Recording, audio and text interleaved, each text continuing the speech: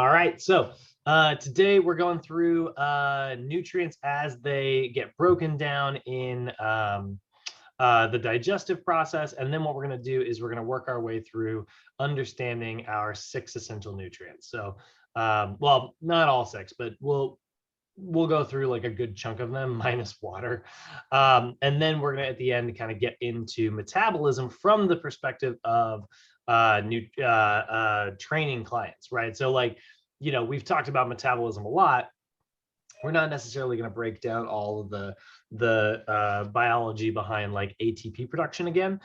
Instead, what we're going to do is be like, all right, let's translate all that ATP conversation into numbers that we can actually use with our clients. So we're going to talk about the basal metabolic rate today. That's the amount of energy that you burn when you're at rest, and things like that, and how to calculate that. So objectives today are to kind of understand what happens to nutrients after they are ingested and start to get digested and stuff, how they're absorbed, proteins, fats, and carbs, vitamins and minerals, how they get into our bloodstream.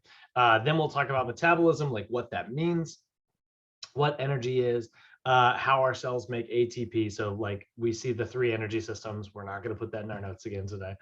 But then we will get into how energy actually works when we're measuring it, looking at like, anabolic pathways versus like catabolic pathways, and then resting metabolism and basal metabolism. So numbers that we actually, calculate, right? Like how many calories do I burn a day? How many calories do you burn a day? What about tomorrow when I do a big bunch of, when I do a big cardio day? How many calories am I going to burn there, right?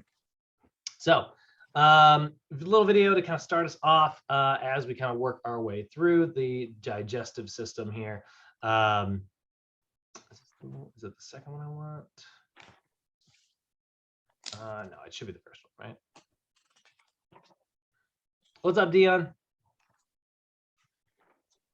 Oh no, I forgot. I was going to show this one. Woo! Whoops.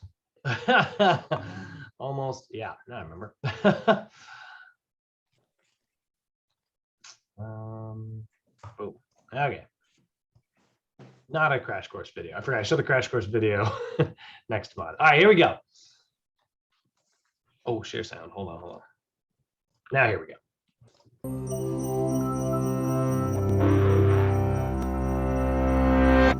Across the whole planet, humans eat on average between 1 and 2.7 kilograms of food a day. That's over 365 kilograms a year per person, and more than 28,800 kilograms over the course of a lifetime. And every last scrap makes its way through the digestive system. Comprised of 10 organs, covering 9 meters, and containing over 20 specialized cell types, this is one of the most diverse and complicated systems in the human body. Its parts continuously work in unison to fulfill a singular task: transforming the raw materials of your food into the nutrients and energy that keep you alive. Spanning the entire length of your torso, the digestive system has 4 main components. First, there's the gastrointestinal tract, a twisting channel that transports your food and has an internal surface area of between 30 and 40 square meters, enough to cover half a badminton court. Second, there's the pancreas, gallbladder, and liver, a trio of organs that break down food using an array of special juices. Third, the body's enzymes, hormones, nerves, and blood all work together to break down food, modulate the digestive process, and deliver its final products. Finally, there's the mesentery, a large stretch of tissue that supports and positions all your digestive organs in the abdomen, enabling them to do their jobs. The digestive process begins before food even hits your tongue. Anticipating a tasty morsel, glands in your mouth start to pump out saliva. We produce about 1.5 liters of this liquid each day. Once inside your mouth, chewing combines with the sloshing saliva to turn food into a moist lump called the bolus. Enzymes present in the saliva break down any starch. Then your food finds itself at the rim of a 25-centimeter long tube called the esophagus, down which it must plunge to reach the stomach. Nerves in the surrounding esophageal tissue sense the bolus's presence and trigger peristalsis, a series of defined muscular contractions. That propels the food into the stomach, where it's left at the mercy of the muscular stomach walls, which pound the bolus, breaking it into chunks. Hormones secreted by cells in the lining trigger the release of acids and enzyme-rich juices from the stomach wall that start to dissolve the food and break down its proteins. These hormones also alert the pancreas, liver, and gallbladder to produce digestive juices and transfer bile, a yellowish-green liquid that digests fat, in preparation for the next stage. After 3 hours inside the stomach, the once shapely bolus is now a frothy liquid called chyme, and it's ready to move into the small intestine. The liver sends bile to the gallbladder, which secretes it into the first portion of the small intestine, called the duodenum. Here, it dissolves the fats floating in the slurry of chyme so they can be easily digested by the pancreatic and intestinal juices that have leached onto the scene. These enzyme-rich juices break the fat molecules down into fatty acids and glycerol for easier absorption into the body. The enzymes also carry out the final deconstruction of proteins into amino acids and carbohydrates into glucose. This happens in the small intestine's lower regions, the jejunum and ileum, which are coated in millions of tiny projections called villi. These create a huge surface area to maximize molecule absorption and transference into the bloodstream.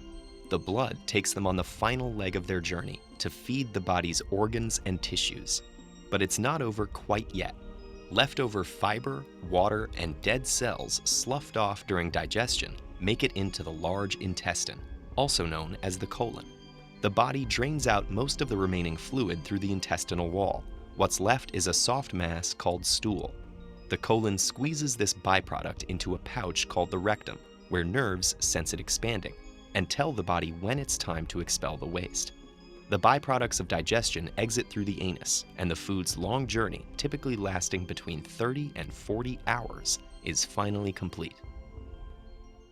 TED-Ed is a nonprofit. If you value our work, please consider supporting it on patreon.com/TEDEd. All righty. So there's a quick review of everything that we already kind of talked about, right? We've looked at digestion before, but obviously it's a big part of understanding like nutrition, because like we need to catabolically break down food so that we have all those ingredients, and then we can anabolically make up new body stuff.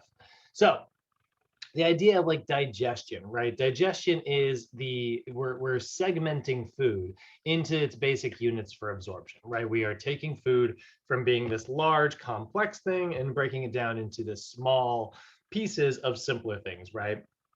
In fact, they're getting so small that they're able to actually pass through the walls of what make up the membranes of our inner digestive tract, right? They're literally able to pass through our body's walls into our bloodstream. And what's great about that is that keeps all the stuff that's not food out of the body, like certain things that are not really considered food that we don't want in the bloodstream, like that stuff that really doesn't pass in. Now, that being said, obviously some stuff does get in there, and that's why the first stop all of your food makes, once it gets into your bloodstream, it goes straight through the liver, to basically get blasted with enzymes. It'll basically kill anything that really shouldn't be in there, viruses, stuff like that. That's just kind of weird. Like, I'm sure everybody in here has been food poisoned at least once. We've all had they call it the stomach flu, but it's not actually, obviously not a flu.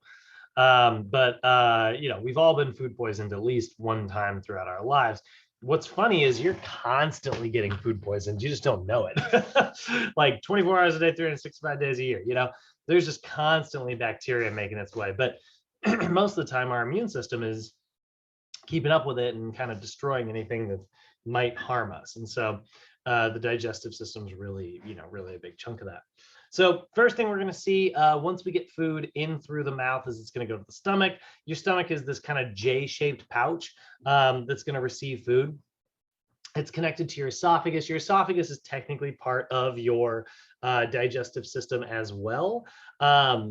Even though it doesn't really do any digesting, it doesn't really do any absorbing. It's really just meant to kind of connect the two areas. But your stomach is filled with hydrochloric acid, which is this, we talked a little bit in the evening class. We talked a little bit about the differences between like acids and bases. We were talking about the pH scale. So extremely acidic things are very good at creating chemical reactions because of how acidic they are, right? Same thing is true of base things as well. Like bleach is really good at cleaning stuff off the walls, because it basically bleach like destroys a lot of stuff and germs can't really survive it. So, it's a really good cleaning product. Well, there's also very acidic products on completely the opposite side, right? Like a lot of times people will use like lemon juice to clean their house and stuff, right? And that can be really effective, right? That's very acidic. So the reason that's very effective is because like most of the gunk that gets on our walls and stuff, it's very greasy. It's probably somewhere neutral on the pH. Like it's similar to like food. So then we like kind of break it down very, very easily using like different chemicals. That's why certain chemicals are going to work better than others depending on what it is that you're cleaning. That's also why if you ever add like baking soda, which is extremely base, to something like lemon juice, it like bubbles up, and it's because like you've got an acid and a base. It's like, wow, it creates this really cool kind of chemical reaction. So your stomach is filled with an acid, a super intense acid. It'd be great for cleaning your walls, actually. We call it hydrochloric acid. That's where you get a little bit of hydrogen plus chlorine, and there it is. And that's why chlorine is actually, a very big part of our diet, actually. And so what's going to happen is that's going to break down food into its individual pieces, not all the way. We got to get some more digestion. It's going to take place in a second here, but a good chunk of it's going to happen in your stomach in that stomach acid. There's also a lot of other enzymes in there that break up proteins and things like that. The biggest one is going to be what's called pepsin. Pepsin is what's going to break down proteins because amino acids, remember, every protein is a chain of those 20 amino acids. Those amino acids, the way they're held together is through what's called a peptide bond. So we use pepsin to break that. And that's what's going to happen there in the stomach. Once that gets broken down, you're going to end up with this gooey material called chyme. You've definitely seen chyme if you've ever gotten halfway through digesting something, gotten sick and thrown up, or if it's ever come up the other end. That's also usually very chymey. And just depends on like how far it got through the process. But that's what food used to be. And now it's this kind of wet, soupy mixture of just the chemicals from some of the proteins and broken down foods. They're not fully broken down yet. That's where the next portion comes in. That's where your small intestine comes in. It performs a bit of digestion as well, although the thing that the small intestine is kind of famous for is not so much digestion as it is absorption. Your small intestine is going to absorb most of your nutrients into your bloodstream. But there is a little bit of digestion that happens here because your small intestine is attached to 3 accessory organs. One is your liver, another is your pancreas, and then you've got your gallbladder.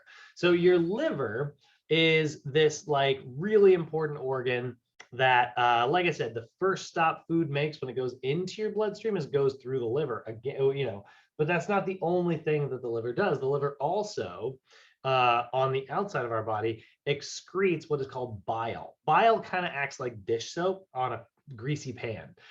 Its job is to break up fat molecules into smaller little droplets so that they can get absorbed by the small intestine. So your liver creates bile. And your pancreas also creates enzymes that further break down carbohydrates. And then if there were any proteins that survived the stomach acid, there's also going to be a little bit of breakdown there thanks to your pancreas. So any carbohydrates that didn't get broken down, any proteins that didn't get broken down, get finished, your pancreas is going to create some enzymes. Both the liver and the pancreas are going to release that into your small intestine. But because we need a lot of bile, and because your body wants to make sure it's keeping up with bile production when it comes to like breaking down foods, your liver will actually, once it's done making bile, it'll actually store it as sort of a backup extra source in your gallbladder, which is this little pear-shaped organ that stores bile that was created by the liver. It doesn't necessarily create anything of its own, the gallbladder. It just is it just stores up any excess bile, and that way it can be dropped off into the small intestine there, which is cool. What's great about that is we don't run out, but it's actually very much like the gallbladder is what we call it's like a semi-vestigial organ. It's like we use it, but we don't necessarily like need it. Which way you guys might know somebody who has had their gallbladder removed. Actually, my mom lost her gallbladder because she got a gallstone, and so what basically happens with a gallstone is minerals start building up in the gallbladder, and then it becomes like a big hard rock. And then it can block the tube, and then you can't release bile. It's very painful because it starts like stretching and building out and stuff. So it's like so painful that oftentimes doctors are like, look, we can't re-sew shut your gallbladder, and it's not that important, so we're just gonna pull it out. So usually just remove it. Yeah, my mom got hers removed as well. Did she? Yeah, she was telling me like she told me like when people get mad or whatever, it's like it hurts them because they don't have a gallbladder to like absorb the no, is that bull? When they get mad? No, she said apparently like when like your heart raises or whatever, like there's like a lot of like tension, I guess, like that your gallbladder absorbs it or something. Huh. I have never heard that. It could be true. I don't know. It sounds pretty weird to me too. I was just who told you that, Mom? I wonder if that comes from a place of like, when somebody's like talking trash, they'll say, or like saying really ugly, mean things. Sometimes they'll say, oh, they're spewing, like the worst type of bile is coming out of their mouth. Something to do with that. Maybe. Who knows? That's interesting. Yeah, right. But yeah, so that's what the gallbladder. So you can just remove your gall. It's fine. All you have to do is connect the tube straight from your liver straight to your small intestine. It does mean if you ever have like a super fatty meal and like a lot of fat comes in all at once, not all of it might get broken down, which means you might not absorb all of it, which means you might have like a little bit of gastrointestinal distress later that night. But other than that, it's not really going to bug you. Now, if you lost your liver, then we'd be in trouble. So your small intestine's main job is to perform absorption, right? It performs, we call it just maximal absorption. Like your small intestine is filled with all these little rods, these little like projections. Those little rods are called villi. And then there's even folds within your small intestine, right? And those folds are called like a lumen, right? And on the lumen are going to be even more folds. Those are called your villi. And on the villi are going to be little hairs that move, nutrients and chemicals and materials around. So your small intestine has a major surface area, which makes it really good at like absorbing, right? If we think of like, if you see like a lumen, right, and it looks something, kind of like this, and then like there'd be another one over there, right? And then you've got all of these, little projections there. Like the advantage here of having all of these little projections is that it increases surface area, right? Like you are exposing here and here and here. There's just way more exposure because then blood vessels are going to run up versus like, imagine if blood vessels just run along the surface here, right? There just isn't that many places to get absorbed, just one straight line. Whereas here, you are increasing the surface area massively. And so when we look at like your villi, it's just absolutely massive in terms of surface area, right? That's what the inside of your small intestine looks like in a super zoomed in version. There's a cross section. There's like what we're kind of talking about there. It's a much better picture than I drew.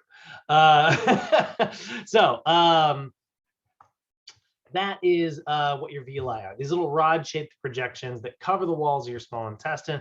That's actually where absorption takes place. When I say that like nutrients are going to get small enough to pass through the walls, I'm talking about moving through the walls of the villi into your bloodstream. If you look at your villi, you will notice that blood vessels come all the way up inside of them, right? And so on those little projections, there's little blood vessels like living in there. And that way, carbohydrates and other materials can just and they just work their way through and get sucked into your bloodstream.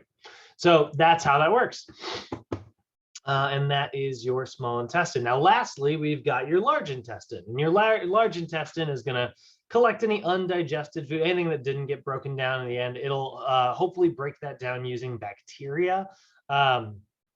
We're going to step into an area I actually don't know very much about, but if we talk about like the idea of composting, right? I know nothing about composting, but like composting, you throw in like all these like food materials and then like, it basically all gets eaten up by the bacteria that's in there. And then you end up with this like kind of gravelly waste product that apparently is very good for fertilizer. Or so I'm told. And so that's the final portion there, right? So your large intestine is filled with gut bacteria. And this is why if you ever go, I'm sure I'm gonna get so many ads after this, but you go to like a health food store, you're gonna see a whole bunch of like probiotics that you can buy, right? That have like 50 billion little bits of bacteria. That's how many freaking bacteria there are. Bacteria are so small, guys, and there's tons of them living in your body. And this is good bacteria. We like this bacteria because it helps us with our digestive process. It's almost like a little symbiotic relationship with these little critters that live in our body, right? Like we, keep them alive by continuing to be an organism that eats food. They keep us alive by helping us break down anything that happens to survive our small intestine. So there's a lot of different types of bacteria out there. And, this is one of the reasons why a lot of people will take probiotics.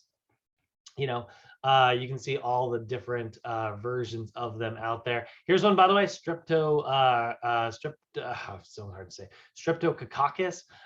This is really similar to what gives you strep throat, by the way. Fun fact, but it's a good bacteria in this case. We actually use it to help break things down. Apparently we get that one from pickles and cheese. So you're gonna find these in like a lot of like fermented foods and things like that, where you let bacteria kind of grow, and that gives food like a tangy, sort of soury taste. And that's why a lot of people will take probiotics, because it keeps your gut healthy, right?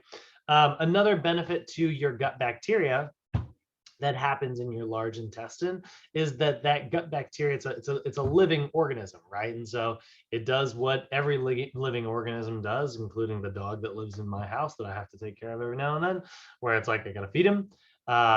Cool. And then he's going to deposit something on my lawn that I have to take care of, and that's kind of what every animal does constantly. Well, same thing is true of this bacteria, except what they kind of poop out are these little like fatty acid chains. And those fatty acid chains can get into our bloodstream from the large intestine. They're very, very, very good for your heart health. And so a lot of times, like we see like the reason you'll see like high fiber foods are listed as being good for your heart is because high fiber foods are foods that won't get broken down by your small intestine, your stomach and stuff like that. They'll survive and make it to your large intestine, and then your large intestine has something to eat, and then they poop out those fatty acid chains, and then our blood pressure, our cholesterol, all that stuff gets a lot healthier. So we are a big fan of high fiber foods. And by the way, that also reduces your risk of certain types of cancers and stuff, because fiber is also going to pull everything out of your body. So we love fiber, right? Very important part of diet. So the large intestine is at the end. And then the other big thing that it does is it is also going to absorb any final bits of water and any remaining electrolytes into the bloodstream. So like your water soluble vitamins, like your B vitamins, those are mainly absorbed in your large intestine, along with vitamin C. So vitamin C and your B complex, all of those are water soluble. And so because your large intestine absorbs water, that's where you mostly absorb those micronutrients. But you also absorb certain electrolytes like sodium and potassium, which are minerals, right? Magnesium, those things are going to be absorbed by the large intestine as well. And there is a little accessory organ attached to your large intestine called the appendix. The appendix, we used to think it did nothing. We used to think there was like, oh, we've evolved beyond like needing the appendix. We don't really know what it does. And now they think theoretically it is an accessory organ that we think is responsible for acting as sort of a backup plan for whenever you get sick and you lose all of your gut bacteria. Because you guys have definitely, again, all of us, we've been there at some point in our lives where we've been sick and you get food poisoned, and you know, sometimes you lose everything out the back end, you know. It's usually a very unpleasant day. So when that happens, your body is not discriminating about what to keep and what to get rid of. It is just saying, all right, safest thing to do is get everything out of the body. And so you will lose a lot of your good gut bacteria. So they think the appendix is there to sort of help house bacterial culture so it can release it back into the large intestine and kind of get those bacteria to start, you know, breeding and multiplying again. That's the Yeah, I got my appendix removed when I was little. Oh, did you? Yeah. Yeah. Yeah, I don't know. I usually don't get like, I eat like I don't know, I eat whatever I want and I never get sick. Like, Yeah. it's weird. Well, And I then, mean, yeah, unless you do get sick and lose all your gut bacteria, you know, you're going to bounce back. Maybe you might bounce back a little slower without an appendix, but that's the thing. As long as you have like a healthy diet, you're not even going to notice it, you know? It's true. Yeah. It's kind of like, it's like, I'm not that big into probiotics. Like, I'll tell people to take them, you know, if they really don't have any fiber in their diet and they have some other problems, right? It's like probiotics can help a little bit. But after, like, if you've ever had like an infection and you've taken antibiotics, antibiotics kill bacteria. That's their job, right? They kill all bacteria. So the idea is like, oh, I have an infection in my leg. I have to take antibiotics to make sure I don't get, you know, to make sure I don't lose my leg. Great. Yeah, you should totally keep doing that. You know, like, or you have like strep throat, right? That's a bacteria is building up in your mouth and it's giving you a really raspy, sore, terrible throat, right? So you take an antibiotic and the antibiotic kills all that bacteria, you know, just nukes it. The problem is you lose a lot of your good gut bacteria as well, because it's not choosing what bacteria to kill. It just kills all bacteria, which is why sometimes, like when you take antibiotics, you'll get a little bit of like gastrointestinal distress. Sometimes people will get the runs afterwards. And that's why, you know, you can kind of get those cultures started back up by just simply taking a probiotic for a couple days. Nice. So yeah, but yeah, you're fine with that in appendix, you know, honestly. I wouldn't think that it would, you know, hold you back in any capacity. Cool.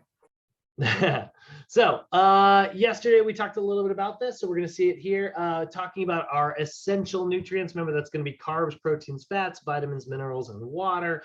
Looking at our carbohydrates, here's all those definitions we said yesterday. You are going to have 4 key categories of sugars here. You're going to have monosaccharides, which are single sugar molecules. That's going to be things like glucose, fructose, and galactose. Fructose found in fruit, galactose found in milk, glucose found in all other carbohydrates. So glucose is definitely the king of the show here. We've also got disaccharides. Disaccharides are double sugar molecules. That means that there are 2 sugar molecules linked together. Glucose plus glucose makes maltose. That's also found in milk. Galactose plus glucose makes lactose. That's the one that makes a lot of people sick. That one's also found in milk. And then you get the most common one that we're going to see in a lot of people's diet, which is going to be glucose plus fructose, which makes what is called sucrose. And sucrose is classic table sugar. Not awesome, right? So that is going to be our 3 disaccharides. Now there is a middle category like that I never talk about. You'll notice I didn't even put it in the notes, which is what's known as like an oligosaccharide. An oligosaccharide is any sugar molecule that's a link of 3, so not di, but like tri, up to about 10 That is still relatively simple, but it's a somewhat complex carb. The classic example of an oligosaccharide, which again, I never talk about, is actually going to be like something like high fructose corn syrup.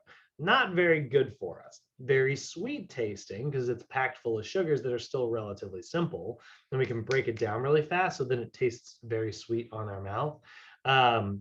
Because if you took like an oligosaccharide, like let's say you had a link of, 10 glucose molecules, right? Your salivary amylase, that's the enzyme in your spit, will break that down into double sugar molecules really fast. And so you're left with a bunch of sugar on your tongue, which tastes incredible, And that's why high fructose corn syrup is so freaking addicting and why they put it in everything, every soda that you have, most candy, that's what we're going to see there. So those are like, somebody might argue like, oh, that's not fully just added sugar.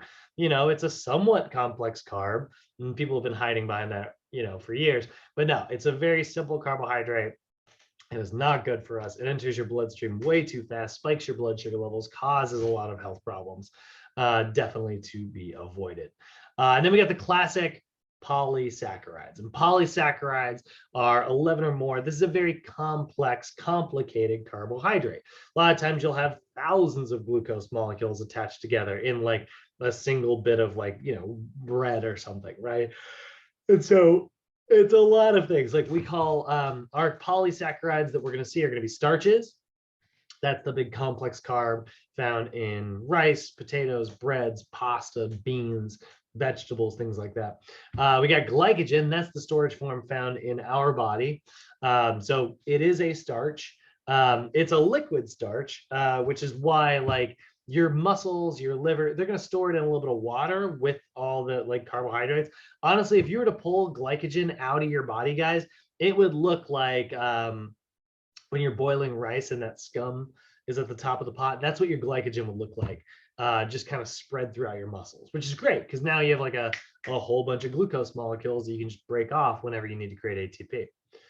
And then we got fiber. Fiber is a very polysaccharide. Fiber is like a polysaccharide. Like it's so complicated that our digestive system can't break it down. So we just call it fiber because it's like, it's like eating a pine cone, like it's so complicated. Your digestive system's like, I'm not breaking that down, and it's going to make a rough exit later today.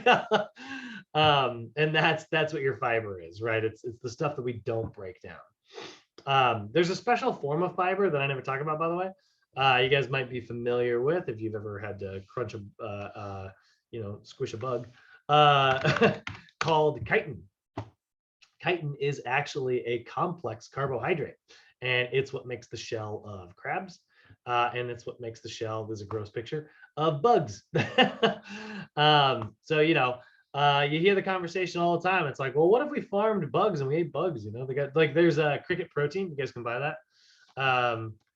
Anybody interested in using cricket protein powder? It's literally crushed up crickets. And it's super high in protein and, very, very good for you, but it's also very high in fiber. Let's see here. One bag, nutrition facts. There's 10 servings per bag, 7 grams of protein. So in this little tiny 3.5 ounce bag, this looks so much bigger than it actually is. That means 3.5 ounces. That means it's literally like that big. There's 70 grams of protein. You just have to get used to eating crickets. I had cricket brownies one time. I had a trainer friend who made brownies out of cricket protein because a client of his had given it to him. It was not bad. So what's that, Hector? I had a beetle in Thailand. Oh, yeah, and it was like still kind of alive. She was like literally like they just saute it and they put it on this grill, and it was like next to the flea market. I was just like, YOLO, let's see what happens. Yeah, down where my parents are from, like the big town Morelia, there's like a little shop where you could buy insects and stuff like that. Like they just eat it straight like that. Like they put a little bit like a seasoning, like some like sauce on it, and you just eat it straight out the bag like that. It's crazy. I need it turned into a powder. But yeah, crab shells, shrimp, things like that. You're actually going to get a little bit of chitin, which is kind of funny about like shrimp, right? When you look at like shrimp as like a nutrition fact, you'll actually see a little bit of carbohydrates in there. I mean, a lot of times you're deshelling them before you eat them, but if you were to eat the tail, it would have a lot of fiber that isn't listed because they know that people don't. I literally eat shrimp like with like the skin and stuff in the head. It's so everybody's like, ew. I'm like, it tastes good. It's crunchy. Yeah, some people are into it. Yeah, my kind of godfather person is like that. Yeah, he's like whatever. But yeah, full of fiber. Fun fact. Meanwhile, like it's like you can get this from plants, you know. So like I said a second ago, going back and talking about like how to break down these carbohydrates in your small intestine. Well, actually, going back even further, you're going to have some material. Oh, it's down here, actually. I don't have to go back. Your carbohydrates are going to be broken down thanks to your digestive system because of like a bunch of enzymes. Remember, enzymes kick off chemical reactions, right? So in this case, it's kicking off hydrolysis, which is causing water to shove itself between the carbohydrates and break them apart. So H2O molecules are coming in, a little bit of hydrogen goes over here, a little bit of oxygen plus hydrogen goes over here, and the glucose molecule that was attached breaks apart. And they're both happy, you know, being separate. So one of the ones that does that is salivary amylase. This is a digestive enzyme in your spit that breaks down carbohydrates into simpler sugars. It can't get it all the way broken down into glucose. It can get it broken down into disaccharides. So it can take potatoes and do a little bit of digesting in your spit. It can take oligosaccharides like high fructose corn syrup, crackers, things like that, like baked goods and sweets and stuff. It can break those down and it releases it into sugar really fast, which is why it tastes so sweet. So it can get it broken down into double sugar molecules, which cannot pass through your bloodstream yet because it's too big. But once it gets to your small intestine, boom, instantly broken down straight into the blood, thanks to the next enzyme, which is going to be what is known as pancreatic amylase, which is going to further break down any starches that didn't get broken down in your spit. And then what are called brush border disaccharides, which are these little enzymes that actually live on the walls of your small intestine. And so they'll be, you know, like a double sugar molecule will be going by. This will be on the wall of the small intestine. It'll touch it. It'll brush against it on the border there, cause it to break, and then get sucked into the small intestine. So that's your brush border disaccharides, right? So now the simpler something was, the faster it can enter your bloodstream, which is why it starts to cause so many problems, right? This is why carbohydrates are bad for us. That's not true at all. But sugar is. Sugar is bad for us because basically you enter your bloodstream. If we look at like, let's see, blood sugar levels. See if I can find what I'm looking for here. Oh, that actually works. That's perfect. So imagine this is your blood sugar, right? So this area here, this yellow bar, this is like where we're supposed to. I'm actually just going to copy this. I'll sort of, we'll do a fake little so this yellow area is the amount, is where your blood sugar should be. It really shouldn't go much higher than that. So let's say you bring in some carbohydrates, right? And you know what that's going to do is it's going to raise your blood sugar. You just got done eating, right? But then you know you ate plenty of fiber, and so it's slow in terms of like how it comes in. So in fact, it might move more like this because your body has to work to digest that stuff. So that by then your liver is, or your pancreas is able to create insulin, the hormone responsible for like dropping your blood sugar levels and causing it to enter like your body's tissues. So then your blood sugar levels start to drop. You get to about here, you start getting hungry, and then you eat some food and your blood sugar levels kind of go back up, right? In a normal healthy diet, this might be your blood sugar. It stays in these like normal ranges. But when it gets really high, let's say you eat something like super simple, what might happen is it might spike like this, and it comes in so fast that you flood your system with sugar. So then what ends up happening is your body's like, whoa, we have to create a whole bunch of insulin. So then a bunch of insulin gets created. And what happens is that causes your blood sugar to actually bottom out, and it drops below where we want it to. It drops below the bottom range. So now you have super low blood sugar, and you're like, oh my God, I will kill the next person who talks to me if I don't get some food, right? Like you're just cranky, right? So then you consume a ton of food, you overeat, causing your blood sugar levels to spike again. And that's what we're seeing in this chart here. You're seeing a much more extreme example of that in the picture here, right? Like this would be like a diabetic client, right? Their blood sugar levels spike like crazy, and then they drop and they fall below, and then they're starving, and then they spike it, right? And it's just moving like this, and it never stays. And there's just passive, way too much sugar in their blood. Now, what that's going to do is it's going to interrupt other physiologic processes, because your blood is supposed to be delivering nutrients and water and things like that. But now it's full of sugar, you know? And what happens when you put sugar in like water? It gets sticky, right? Like there's literally just sugar molecules gumming up the works, slowing your metabolic processes down, and making you heal slower, making everything a little bit slower, you know, possibly interrupting oxygen's ability to supply your neurons with air, which means that like they can't survive, which means that like your neurons die. And so then you end up with nerve damage. This is the effect of diabetes. And then this red line is like a type 1 diabetic. You'll notice they kind of just stay above here. That's because their pancreas isn't creating insulin, which is not driving it out of their bloodstream. Whereas a type 2 diabetic is just somebody who eats way too many carbohydrates all at once. And so their body is resistant. So their body might make some insulin, and their body's like, I don't care. No effect on me. You know, you need to make way more insulin than that. Like their pancreas works just fine, but their body has become immune to it. So that's not good. So that's why sugars are objectively bad for us. You know, it's not that carbohydrates are bad.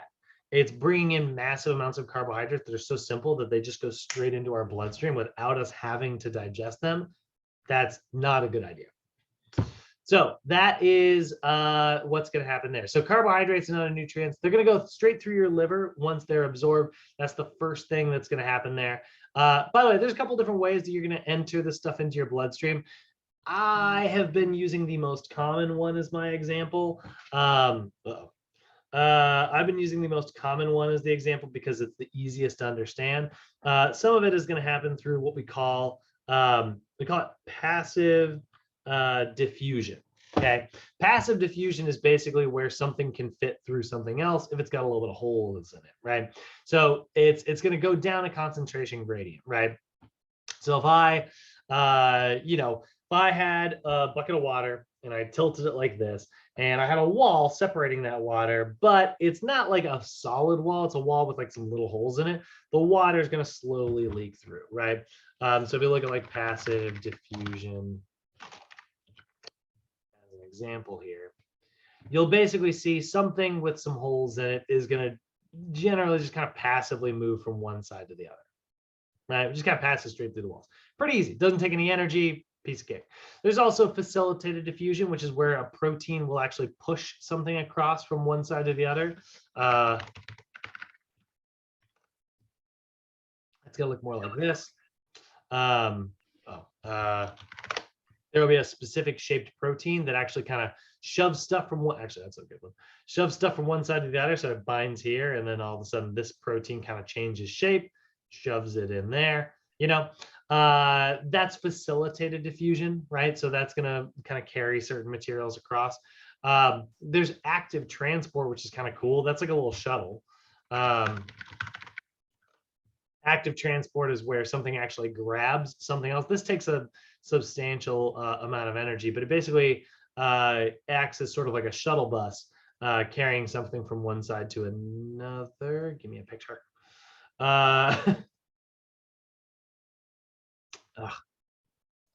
Give me an animation. Your red, you know what? Your red blood cells. We get it. Your red blood cells are active transport.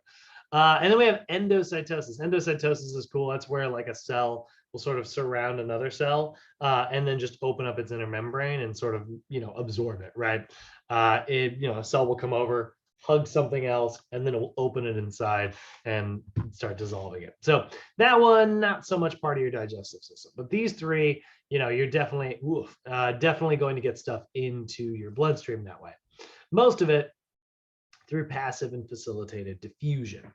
So first place that's going to go once it gets sucked into your bloodstream is that it's going to go straight through your liver. That's the first place all of your blood goes from your digestive system. That way, your liver can go, oh, great, I'm going to take some of those carbohydrates.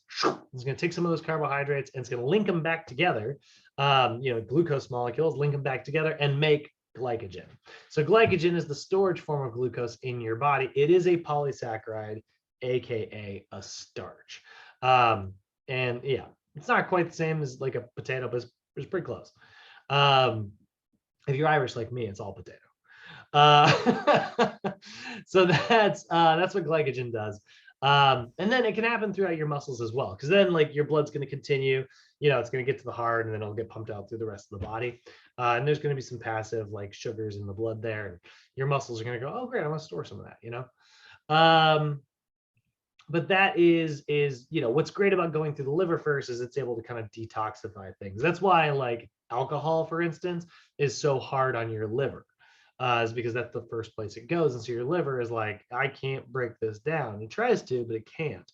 So it can cause like a little bit of passive harm. And then it just kind of continues throughout your bloodstream, screwing up your metabolism and making you feel all loopy once it gets to your brain. So that is how carbohydrates kind of work in your blood. Now, like I said, insulin is a hormone that your pancreas creates. So that's also on both sides of your digestive tract, like the liver, right? Your liver was releasing stuff into the digestive tract outside your bloodstream. And then it was also doing stuff inside your bloodstream. Same thing is true of your pancreas. Your pancreas releases enzymes outside the bloodstream, but then in the digestive tract. But then also in the bloodstream, it's releasing insulin. And it's also releasing glucagon. If you drop your blood sugar levels too low, your pancreas will also release the anti-insulin, which is called glucagon. Like insulin shoves sugar from our blood into the storage form. Glucagon tells our body to release the stored form back into our blood. So that is something that happens there as well. And there are transporters and receptors that are responsible for that. GLUT1 and GLUT4, these are responsible for carrying glucose into like muscle cells. So this is when insulin binds to these GLUT receptors, that is what actually triggers the moving of those sugar molecules either into or out of our blood. So that is how carbohydrates, that's the biology of carbohydrates. How are we doing, guys? Any questions? No. Cool. All right. So next one, we got fats, right? Fatty acids are going to be held together kind of like this. You're going to have like a little glycerol molecule, which is like the little backbone that they're going to attach to. Might look something kind of like that. And then you're going to have fatty acids attached to that, right? Let's see here. Let's do a different color. Get that circle. So you're going to attach a fatty acid to that glycerol backbone. So if you've got 3 fatty acids attached to that glycerol backbone, you have what is known as a triglyceride. And if you have 2, you have what is known as a diglyceride. And if you just have the one, we know what is known as like a monoglyceride. This is what we call a sterol, okay? And sterols are basically like your cholesterols are sterols, you know? So that's, I'm messing this all up. That's what this one's gonna look like, right? So tri, di, and mono, those are 3 types of fat molecules that we're gonna have in our body. Typically, the ones we're going to talk about are triglycerides. Triglycerides are often what we think of when we think of food, right? So a triglyceride is a glycerol molecule and 3 fatty acids attached to it. There's a couple different forms of that. You're going to have saturated triglycerides, unsaturated triglycerides, and trans triglycerides. The saturated one is typically thought of as a bad fat because it's solid at room temperature, which means it can be solid in our blood vessels and it can clog things up and give us a lot of problems. So typically we want our diet to be less than about 10% of our calories coming from saturated fat sources per day. So we limit our saturated fat. That being said, it's a good source of energy and it can have some positive effects as well. I like saturated fat. I just don't love it. I love unsaturated fats. Now you're either going to have monounsaturated or polyunsaturated. Either way, they are liquid fats. And those are your healthy fats, right? They're very good for energy production. They're really good for helping with certain essential fatty acid productions inside the body. We really like our unsaturated fats. And then we got trans fat, that third one, right? And I picked the middle finger on purpose with that one because trans fats are bad for us. Like, trans fats are the devil's fat. It is not only bad for us, it's also actively not good for us. And what I mean by that is, like, yes, it does bad stuff on its own, but it also actively destroys all the good stuff from our unsaturated fats because it's an unsaturated fat molecule that you superheat by deep frying, and then it becomes this trans fat. So it acts like a good fat. It acts like an unsaturated fat, but then it does terrible, evil stuff once it does, and clogs up our arteries, lowers our good. It eats our good cholesterol. Like, going into the next thing that we're going to talk about, if we look at the monoglycerides, right, which are often like known as sterols, those are your cholesterols. Okay, so cholesterols, you have high density and low density. High density is really good for you. It's got a lot of proteins in it. It's very dense. It's like pipe cleaner going through your bloodstream, right? Cleaning off any excess materials, carrying stuff to your hormone producers. We love high density stuff. Trans fats destroy HDL cholesterol because it's attracted to it. So then it goes to an HDL cholesterol and steals all the stuff that makes it good. That's why it's so bad for us. So diglycerides, and then monoglycerides, right? That's the one. Also, you do have free fatty acids if there is no glycerol molecule. If you rip that glycerol backbone off, you are left with a free fatty acid. What's great about that, free fatty acids can go through the Krebs cycle.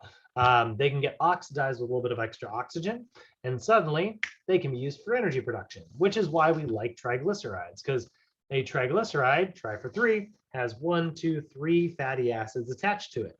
Energy, energy, energy, right? Really good source. That's why there's so many calories in fat, 9 calories per gram. So we really like free fatty acids once we break them down. Your body will metabolize that. That's a process called beta oxidation that we'll talk about later. And then we do also have diglycerides. Diglycerides are 2 fatty acids. Your cell walls and membranes are made of diglycerides.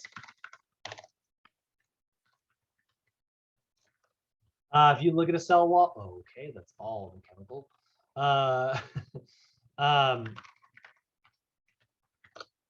This is what's known as a phospholipid, okay? That's the other name for a diglyceride, right?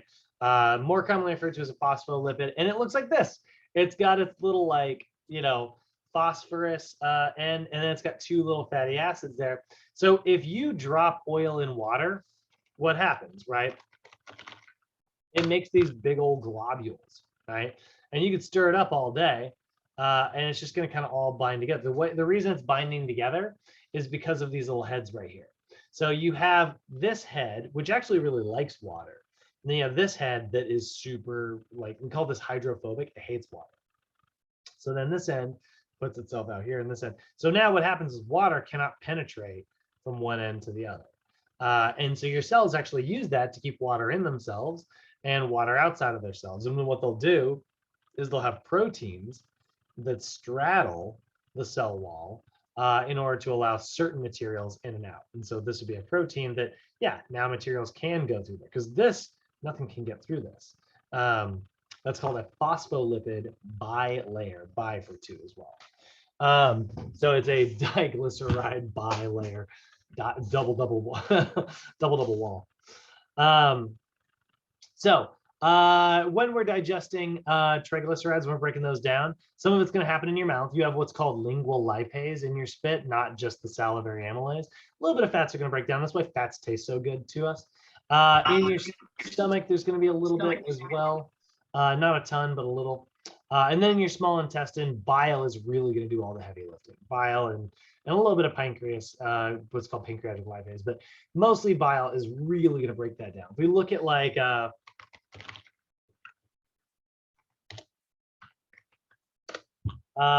if you look at what happens if you put 5 minutes out. Oh, you know what? 2 minutes. This is fine. So I've got my essay written, and I've been working on it for about a week. Not know this video. I hope it's actually good. Pretty sure it's for kids. It is a kid. Oh, we're watching this. All right. Hello, welcome, and today I'm going to do an experiment. Oh my God, he's got a little kid list. Of oil and water. So what we need is dish. Oh, I love this kid. Oil and Hey, he's got a water. Spider-Man shirt. He's a little scientist. Some bottle,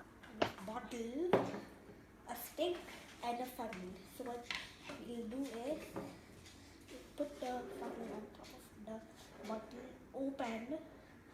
Open the food coloring. You can use any kind, but I'm choosing green. This is just food coloring, just to show you, just so it'll be easier to see the water.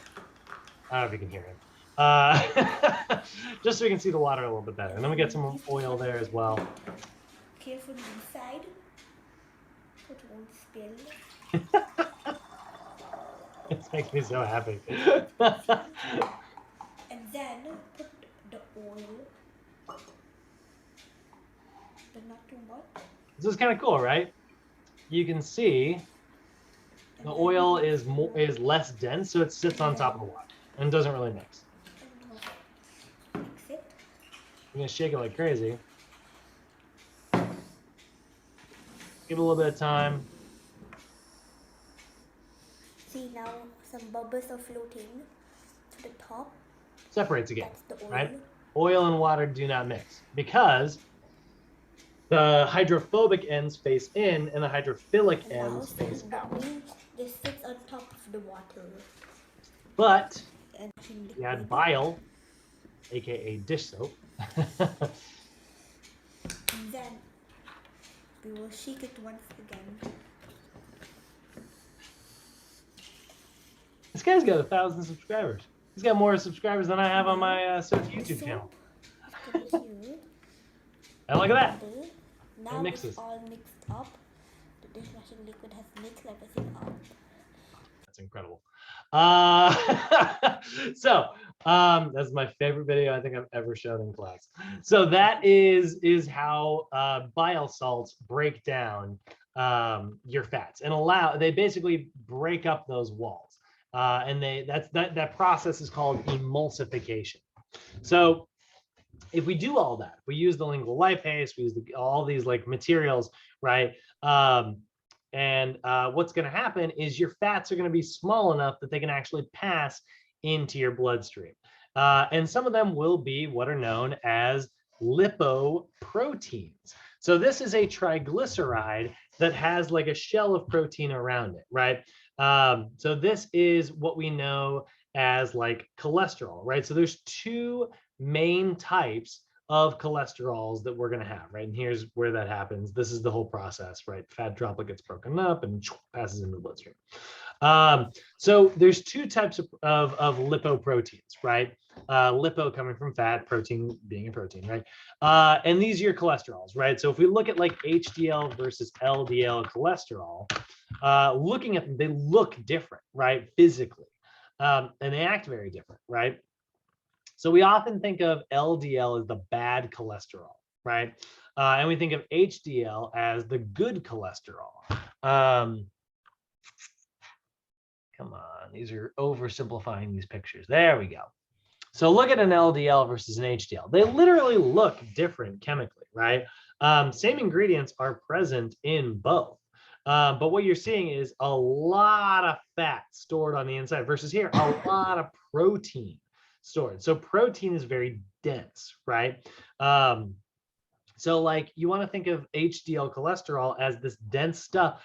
Like I said, it's like pipe cleaner. It goes through your blood vessels and just cleans everything out. It's just going to scrape all that stuff off the walls and keep your blood, blood vessels nice and smooth, whereas LDL, because of how undense it is, I like to call it LDL. I like to call it lazy density. It stands for low density, but it's just very lazy.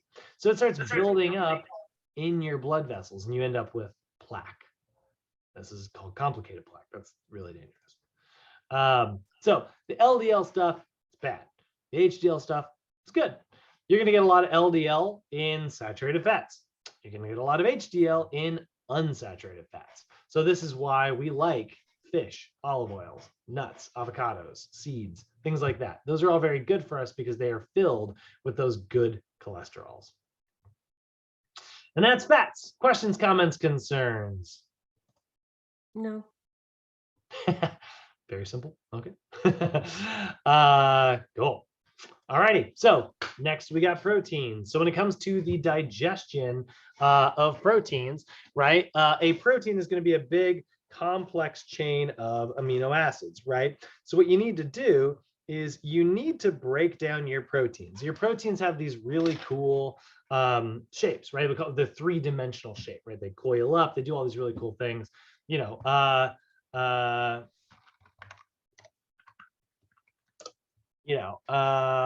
there's just a bunch of different really cool shapes that proteins can make. I wish there was like a fake drawing of this. I wish biologists would make like a fake version that would show like the difference between like a protein of skin and a protein. Yeah, I mean, honestly, like actin and myosin, those are different proteins, right? They're differently shaped, right? There's myosin in the middle with all these little heads on them, and there's actin, so it's like thin, this rope, right? Troponin and tropomyosin, those are also proteins, right? So those are the shapes that they're told to like build in, right? And that's what allows us to create muscular contraction. So we definitely need to make sure that we're eating proteins so that proteins can get broken down into their individual components. We call those amino acids. Now you can also do what's called you can make a protein lose its shape, but it still might stay bound together. That's called denaturing your protein. Denaturing is taking a protein and unfolding it its shape, but you might not necessarily break the amino acids apart.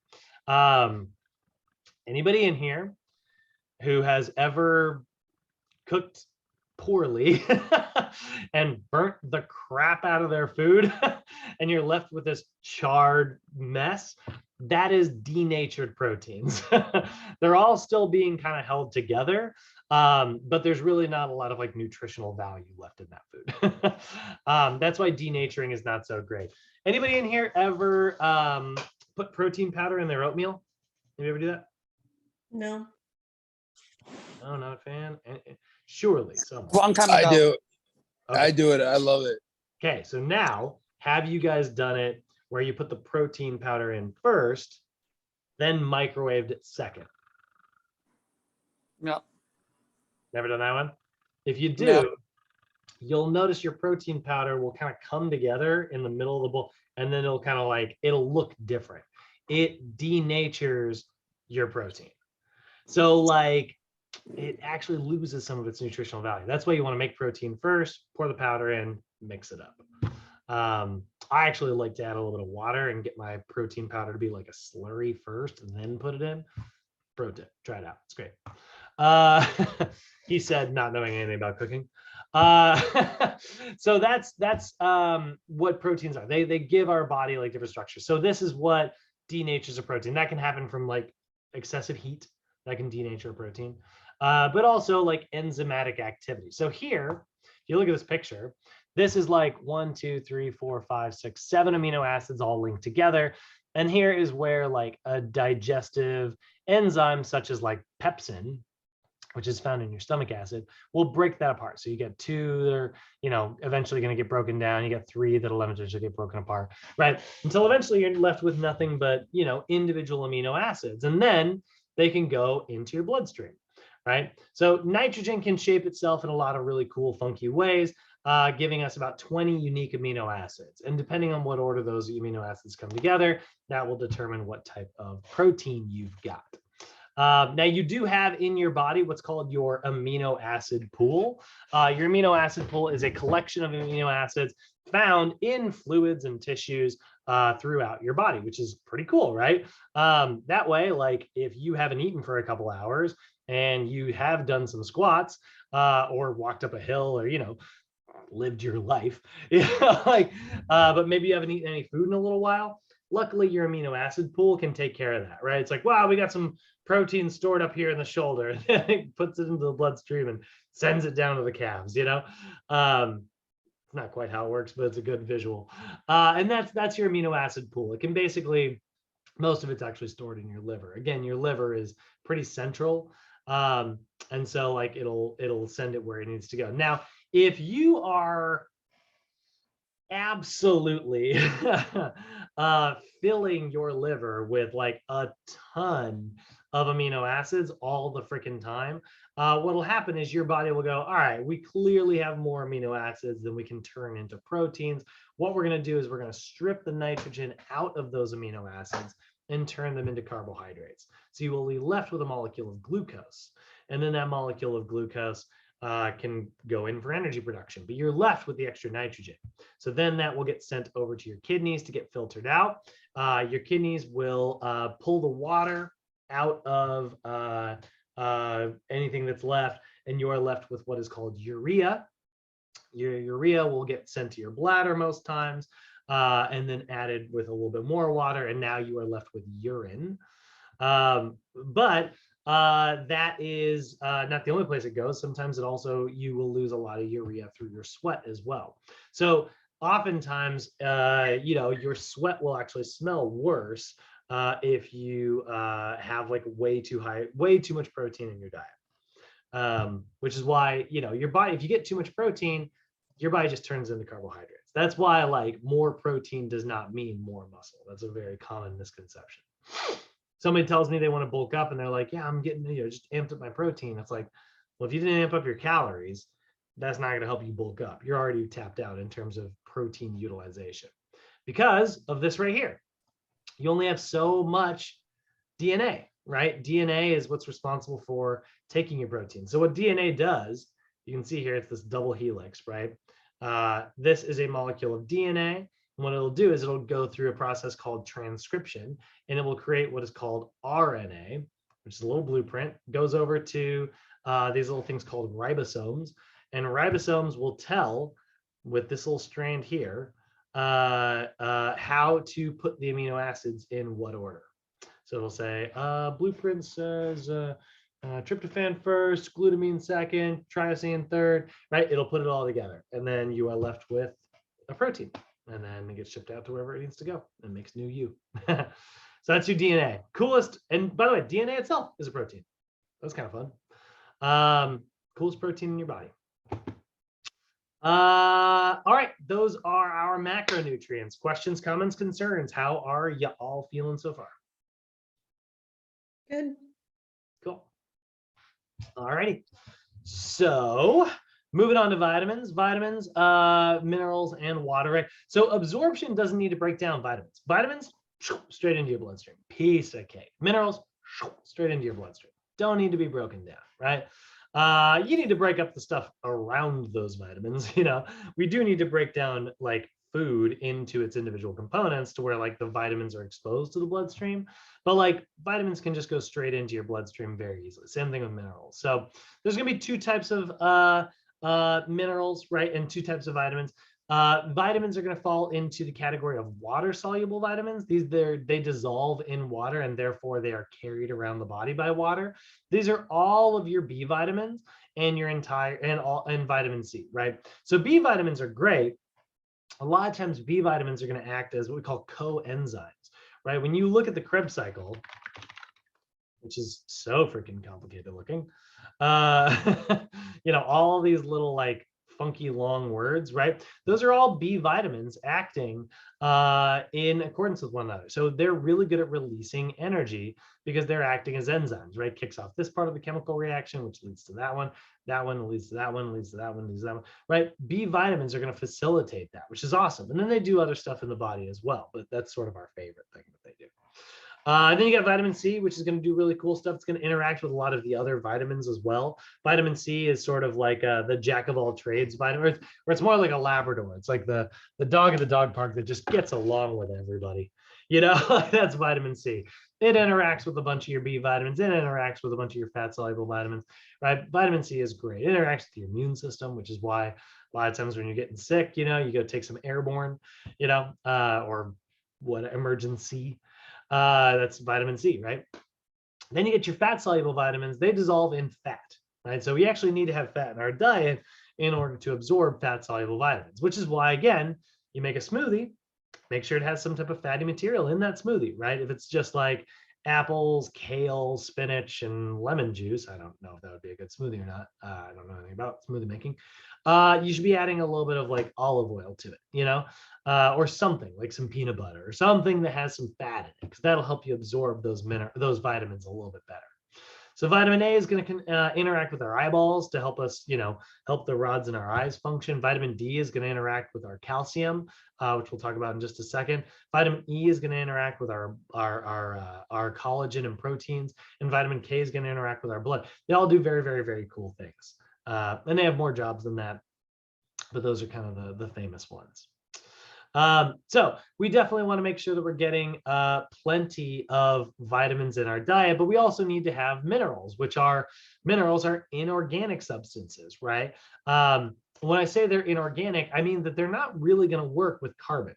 You know, like if you look at like carbon,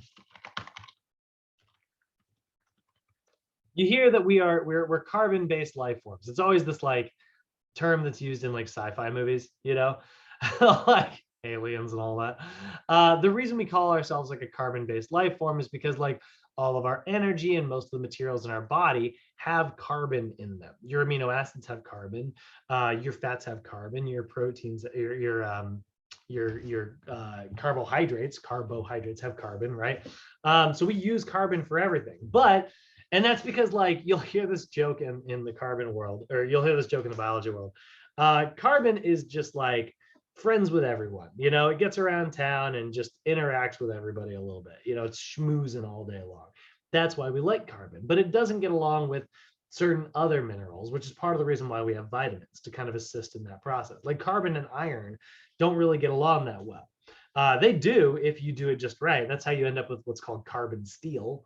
That's carbon plus iron. A lot of pans are made out of that. Super hard material. And then you've got like, you know, carbon and calcium, I'm sure like calcium carbonate, you know, things like that. But for the most part, the minerals that we're talking about on the periodic table that are metals and rocks and things like that, they're inorganic because they don't really interact with carbon. But they are helpful in certain physiologic processes. For instance, electrolytes, such as like sodium and potassium, right? Those are both minerals. Sodium is a mineral, potassium is a mineral, right? And they look like this. As an element, potassium looks like that. And as an element, sodium looks like that, right? But if you look at like sodium, potassium as a compound, you're going to find it in foods, right? And what will happen is your body will, that's perfect. Your body will push sodium in one direction inside the cell and potassium outside the cell in the other direction. And because there's a difference in electric charge, right? 100 over here, 10 over here, 5 over here, 150 over here. Nature does not like that. And it wants them to go back in the other direction. So their electrons are trying to move this way. And then when that happens and it goes back, because the electrons are moving back and forth like this, a bunch of electricity gets created. So your body uses electrolytes to generate electric potentials, and that controls all of the things in our body. That's how our brain zaps our muscles to tell it to contract. We need electrolytes as part of our diet, right? You need to have sodium, you need to have potassium. That's why people say, oh, you're cramping up, go eat a banana, right? Because bananas are high in potassium, which if you're cramping up, that means the electric signal's not getting created the way it needs to. Go get some more potassium, hopefully the electric signal will get created. That's why better advice than just eat a banana would be eat a banana, eat some water, and get some salty foods in your system. All three of those together, cramping's going to go away. Okay, so those are our essential nutrients. We're going to move into the metabolism side of the conversation. Questions, comments, concerns before I do? Everything's pretty quiet No. today. Yeah, everything's feeling good. Okay. Metabolism. So, metabolism, obviously a huge part of the conversation when it comes to nutrition, right? It's the whole reason we're talking about nutrition. What is nutrition? It's the fuel that keeps our metabolism running. Metabolism is life, so we need to understand how our metabolism is going to function. We also need to have a way for us to understand metabolism, like in our lifestyle. Like when I break all this chemistry stuff down, sometimes it's like, this is great, and I get how it functions inside the body. How do I take that chemistry conversation and boil it down into not 90 minutes of talking about sodium? Like how do I just like boil this information down? Like when I say, like, I don't want to explain to my clients for 60 minutes how ATP production works. It's like, oh, glucose molecule becomes this, becomes this. Like that's a long conversation. So instead, what we have is we have our conversation on sort of like the external version of metabolism, which is like, okay, let's talk about how this sort of happens in the everyday life, right? Like you guys get to know the story behind everything that's going on. It'll help give you a deeper understanding of metabolism. But honestly, if we're explaining it to our clients, all we need them to know, there's energy coming in through food, there's energy going out through exercise. We want those numbers to be balanced. If the energy coming in from food is up here and the energy coming out from exercise is up here, there's a little gap there. That gap is going to result in weight gain. Or maybe we want to create a gap. Exercise a lot, don't need as much.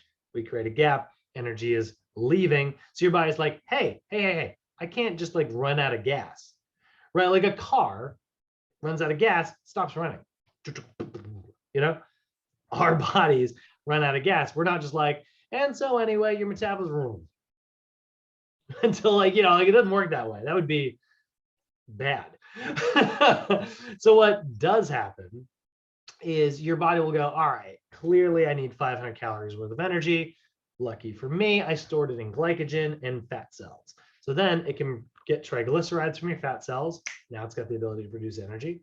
It can get glucose from glycogen. Now your body's got the ability to produce energy. So we store a lot of energy in our body in case we run into a situation where we don't get enough energy coming in. So your metabolism is the total amount of energy required to power your body for its activities, right? It's all the chemical reactions that have to take place. Now, when we're measuring this, we're going to measure this in two different ways that are, honestly, guys, they're basically the same thing.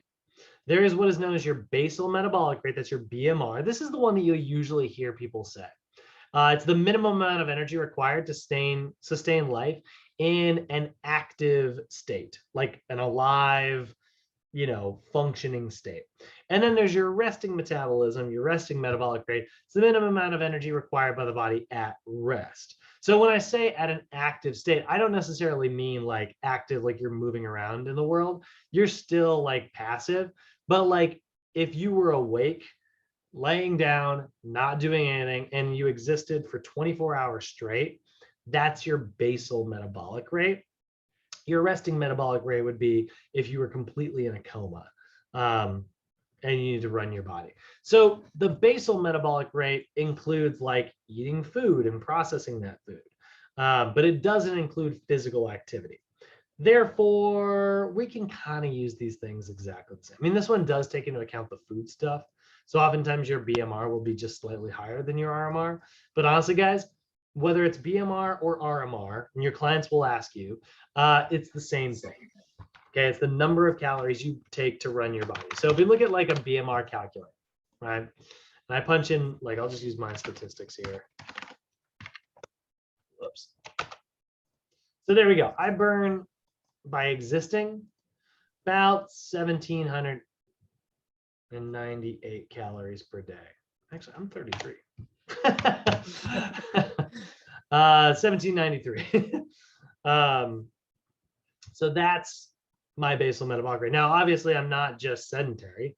Like I'm going to go play, you know, a bunch of Frisbee tomorrow, right? So I usually engage in like daily exercise or intense exercise, maybe, you know, pretty often. So I actually probably burn closer to like 2,779 calories per day.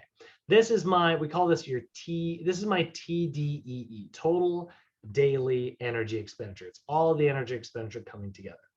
But, you know, on days where I'm playing Ultimate, yeah, I'm probably burning this many. On days where I'm sedentary and not doing much, probably closer to, you know, this number here, 2,100, you know? And that's why that fluctuates. I go to the gym, maybe I'm closer to here. I go sprinting around the field for a day, it's pretty close to here. So chances are it averages out to about here.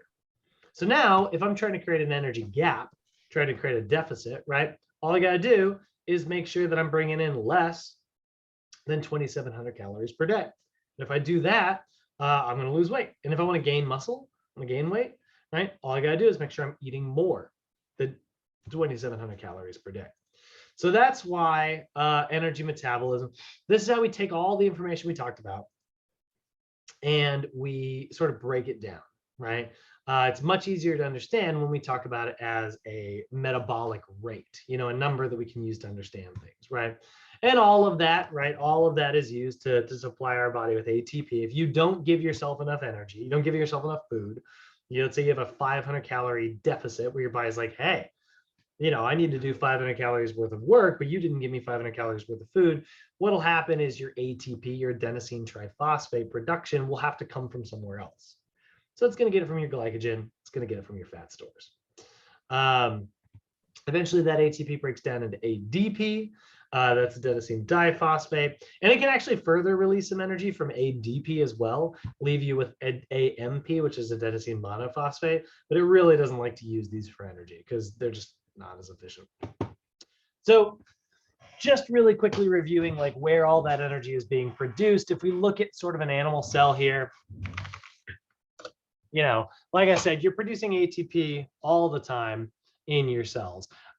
There's two key places that you are going to produce that ATP. Some of it is going to get produced here in this, what is called cytoplasm. That is this fluid that runs throughout the cell. All of your cells are kind of wet and squishy. And that's going to take glucose and spit out a little bit of energy, okay? So one molecule of glucose can become 2 molecules of ATP in what we call the cytoplasm. But we have to be able to get that glucose into the cell. Insulin is going to drive that through the cell membrane, which is why that's so important. But most of our energy is going to get created in the mitochondria, right? These little potato bug looking things, 1, 2, 3, right? So your cytoplasm, your glycolysis process creates a byproduct of of pyruvates. Because that's a non-oxygen environment, those pyruvates will ferment into lactic acid, and then that lactic acid will move into the mitochondria. Meanwhile, a little bit of oxygen will also move through the cell and also get to the mitochondria. So when you add oxygen plus lactic acid, you start the Krebs cycle. Krebs cycle is going to create a little bit more ATP, so now that gets spit out and keeps the cell alive and functioning and stuff. And then that cell can keep doing whatever it wants to do. Maybe this cell's a protein, right? And it's contracting, it's actin or myosin or whatever. And so it keeps it alive and allows it to do its work. But then you continue doing your duration, and eventually that will head over to the end of the mitochondria where there's this little pump. And when we went through the Krebs cycle, we created these little byproducts called NAD and FAD. And NAD and FAD are going to go through what's called the electron transport chain, and it's going to spit out even more ATP. So here you can kind of see a chart that's going to kind of show this happening, right? Macronutrients are going to go in from your blood, and they're going to go into, let's say, like, you know, the cell somewhere, right? In the cytoplasm, anaerobically, right? Carbohydrates are going to go straight through there, and they're going to become ATP thanks to glycolysis, right? But fats and proteins are going to go through the aerobic energy system. That's the mitochondria. That's the Krebs cycle and the electron transport chain. That's going to spit out some ATP. And then there's also the phosphagen energy system. That's the ATP-PC system. That basically takes ATP and remakes it, just sends it back and forth right here. It's not really making ATP. There's no ingredients going into that one. It's just creatine, really. And meanwhile, all that also took water or oxygen, right? So oxygen came in. Then CO2 is a byproduct, so it leaves. And then water is also a byproduct, and it also leaves. So our energy systems, we've got the phosphagen one. That's basically using creatine's enzymes to reattach the phosphate. So it's like you have ATP, you kick off that phosphate, you're left with ADP. Creatine goes, no, put that back on. Now you got a new molecule of ATP again. You've got the anaerobic system, which is glycolysis. That creates ATP in the fluid. So 1 molecule of glucose, 2 molecules of ATP. And then you get the aerobic system, Krebs cycle plus the electron transport chain. So when you look at these energy systems, the phosphagen system is not complex at all. It's really simple. It's a one-step process, right? Creates ATP really fast, but it can only do it for about 5 to 10 seconds. Then you get the glycolysis anaerobic system. It's moderately complex. There's actually 12 steps happening there that we don't have to break down, but it creates ATP really fast. Problem is, it also creates lactic acid really fast. So if it starts building up, it's gonna burn. But then the aerobic system, really complex, right? It's got a whole bunch of steps in the Krebs cycle, a whole bunch of steps in the electron transport chain. And it's very slow in terms of ATP production, but it is spitting out a massive amount of ATP once it gets going. In fact, it creates the most ATP once it's done going, but it's very slow at first. So we're going to use that for very long, sustained duration stuff. Phosphagen system, 5 to 10 seconds. Anaerobic system, maybe 10 up to about maybe 60 seconds if you're lucky. And then aerobic system, about 2 minutes into longer. So when it comes to like the capacity to make ATP in terms of like and how fast it happens, phosphagen system is pretty limited. It's only 5 to 10 seconds, but it happens instantaneous, super fast. Anaerobic system somewhat limited, right? And it can last a few seconds, about 60, or maybe it can last up to 2 minutes if you're, like I said, if you have like the biggest muscles in the world, yeah, you can probably stay in glycolysis for a while because you get a lot of cellular fluid. And then aerobic system, your capacity to make ATP is pretty much unlimited. It can just keep making it, right? And that's minutes, hours, days. You've been in the aerobic system since before you were born. So those are your anabolic, I'm sorry, that's your aerobic system, right? So your aerobic system is great because it gets you the energy to kind of keep you moving and, sustain long duration energy, right? And this is that chart that we've pulled up in class before. You can see like, ATP from the phosphagen system, and it just like dies off really quickly. And so then glycolysis is like, I got it. And then it kind of dies off. And then the aerobic system's like, I've been working. And then it just gets going. And then it can just keep going, basically forever.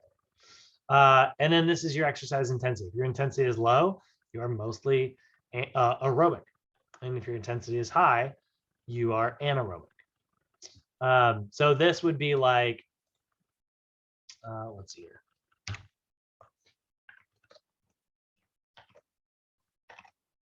So this would be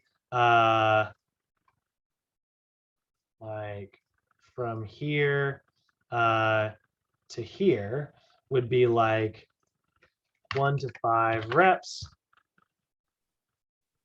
And then like here to here would be like 6 to 12 reps. And then maybe like here to here, this would be like 12 to 20 reps. And then like here to here, which is like really long duration at this point, very low intensity, that'd be cardio. So we've got the ATP-PC system, glycolysis, aerobic system. And this one's like the stopgap in between, right? 12, 20 reps is almost like cardio. So like I said, we've got all those kind of coming together. And we also have different metabolic pathways, which we've already talked all about today unknowingly, right? But just to give them a little bit of a definition so we understand them. I just keep smacking my knuckle on the side of my desk. understand them today. We've got our anabolic pathways. These are pathways that take energy. They need energy in order to function, to build stuff up and do stuff, right? So anabolic pathways require energy, and result in like building something up. So for instance, making an amino acid. If I had like 20 amino acids, I can burn up a little bit of energy, put them all together and make a new protein, right? That's anabolic, right? So anabolic metabolism takes simple things and builds them up. So an anabolic reaction would be like glucose plus glucose. Boom, now I've got glycogen. Took a little bit of energy to make that happen. Glycerol plus fatty acid. Boom, now I've got a triglyceride. Took a little bit of energy to make that happen. That one, not very much energy, but some. I took an amino acid plus an amino acid. Boom, I broke them together. Now I got a protein, right? That took a little bit of energy to make that happen. Catabolic pathways are the opposite. If I take glycogen, turn it into individual glucose molecules, cool, catabolic, break it down. Doesn't take any energy, really simple.